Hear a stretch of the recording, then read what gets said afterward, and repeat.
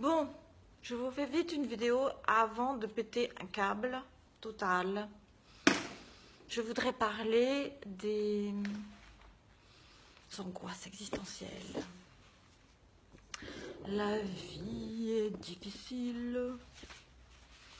Donc, Irvin Yalom, écrivain, thérapeute, psychanalyste, a écrit quelque chose sur la thérapie existentielle et dès le début, il décrit les 4 enjeux ultimes, il appelle ça les enjeux ultimes, qui sont en gros des expériences fondamentales que tout être humain traverse dans sa vie d'être humain et qui engendrent des angoisses, qui vont engendrer des angoisses terribles. Alors, ce sont des expériences obligatoires dans le sens où ce sont des caractéristiques intrinsèques qui participent de l'existence d'un être humain sans échappatoire possible. Le premier enjeu est qui vont nourrir la dynamique d'un conflit existentiel. Qu'est-ce que ça veut dire, conflit existentiel? Conflit, ça veut dire qu'il y a des forces contraires. On parlait, alors toute petite parenthèse pour vous dire qu'on a parlé beaucoup en psychanalyse du conflit intrapsychique, c'est-à-dire dans le psychisme humain, dans la psyché de chacun, dans l'âme de chacun, il y a plusieurs forces. Freud avait parlé du ça et du surmoi, en disant que le moi était finalement un compromis entre le ça, qui représentait les pulsions, les choses dont on avait envie, et le surmoi qui représentait l'ordre, la morale, le il faut. Donc entre ce dont on a envie et le il faut, il y a un conflit. Et ça donne le moi. Et parfois, ce conflit, ça fait des problèmes et ça fait des maladies mentales. Alors ça, c'est le conflit intrapsychique. Ici, c'est un autre type de conflit, c'est-à-dire le conflit existentiel.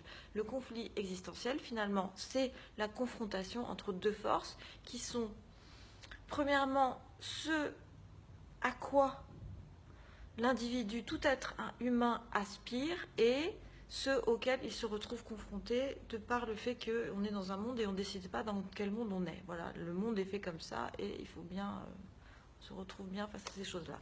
Donc ce sont deux choses, on prend conscience de quelque chose qui ne nous plaît pas, qui ne va pas avec ce à quoi on aspire.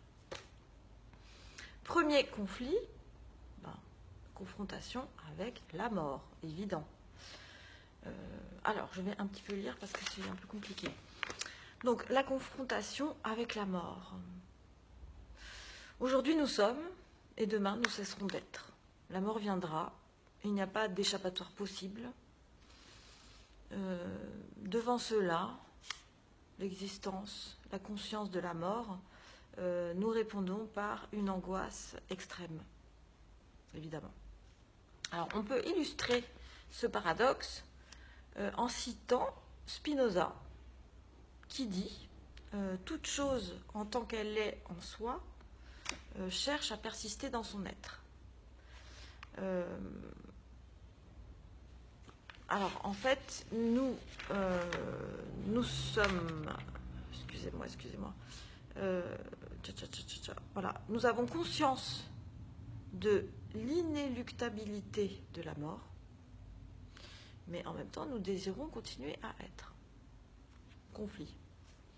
Deuxième enjeu, la liberté. En général, la liberté, c'est quelque chose de positif. L'homme s'est toujours battu pour sa liberté. Mais nous sommes complètement libres.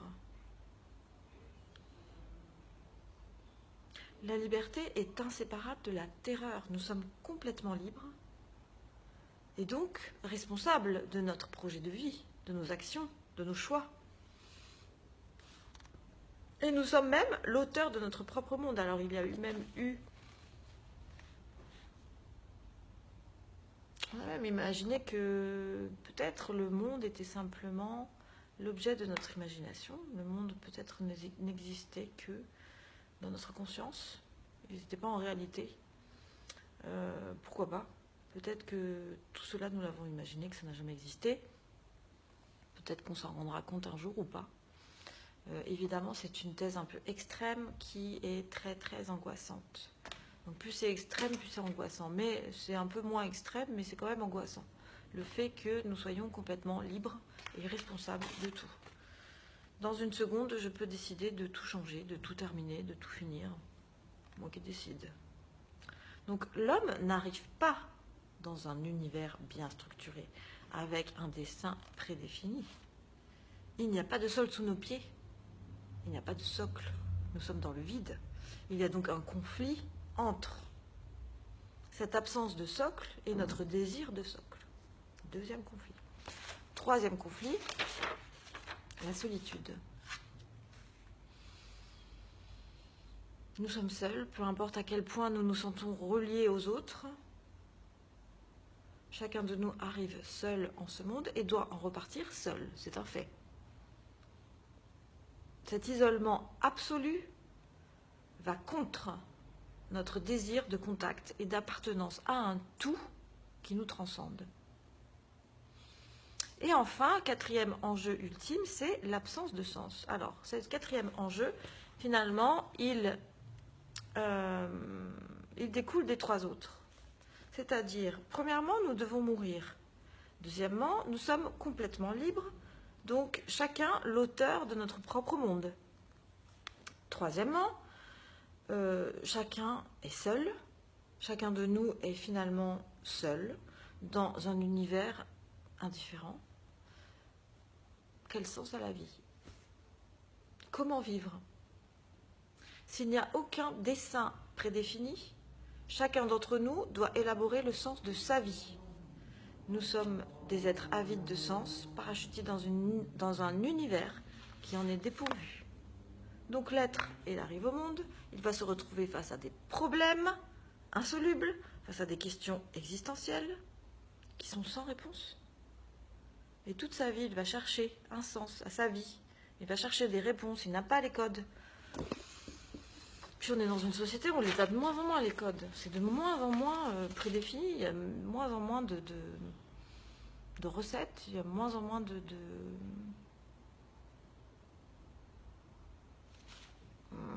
comment dire, bref, je trouve pas.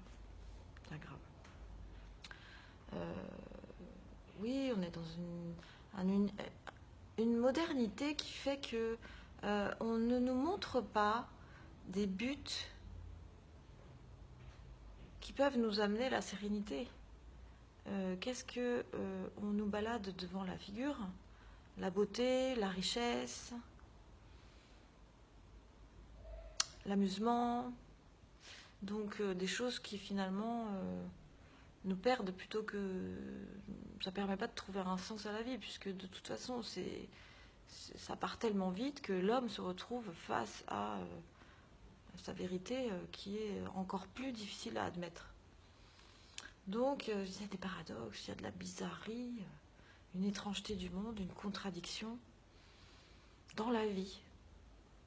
Contradiction qui est la vie.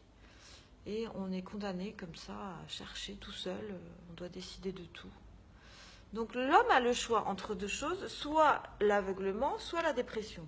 Alors il y a un petit système qui se trouve à l'intérieur de l'être humain qui s'appelle l'absence de lucidité. C'est bien pratique. Ça nous permet de ne pas déprimer. Effectivement, c'est un système qui s'appelle l'aversion, hein, on a ça dans notre cerveau. À chaque fois que quelque chose est pénible, on a le réflexe de s'en détourner. Et l'homme fait ça. L'homme se détourne de tout ce qui est pénible. Donc, de penser à ces enjeux, à la confrontation, à toutes ces choses qui génèrent de l'angoisse, l'homme va passer sa vie à éviter. Et il y a un moment où il va se retrouver en face, plus ou moins rapidement, et là, ça va être très douloureux. Se prendre des espèces de petites claques comme ça.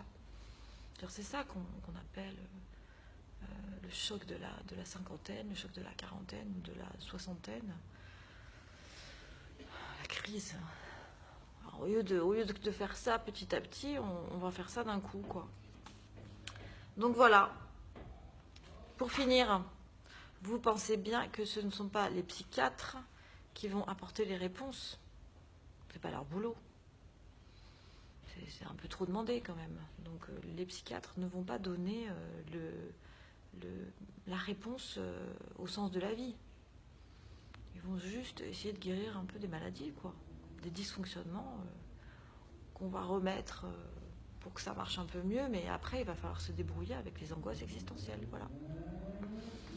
Allez, bye bye.